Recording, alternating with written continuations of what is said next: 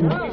কিন্তু আপনাদের পরিষ্কারভাবে বলছি, আপনারা বাজেটে আমাদের বঞ্চনা করেছেন, আপনারা বাংলার সমস্ত উন্নয়নের প্রজেক্ট বন্ধ করে দিয়েছেন, আপনারা বিরোধী দলের কোন রাজ্যকে কোনো সুযোগ দেন না, এবং আপনারা আমাদের 3 বছর ধরে 100 দিনের কাজ বন্ধ, প্রধানমন্ত্রী আবাস যোজনা বন্ধ, রুরাল রোড যোজনা বন্ধ, সমস্ত কিছু বন্ধ করে রেখেছেন, এমনকি ফুড সাবসিডি পর্যন্ত দেননি।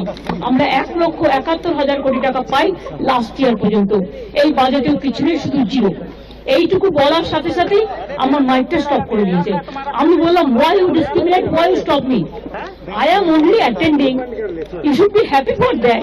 Instead of that, you are giving more scope to your party, your government, and you only me on behalf of opposition, only I am there, and you stop my mic. আপনি আমার mic বন্ধ করে দিচ্ছেন। আপনাদের এই বঞ্চনা আমি মানি না, তাই মনে রাখবেন, আমি চললাম।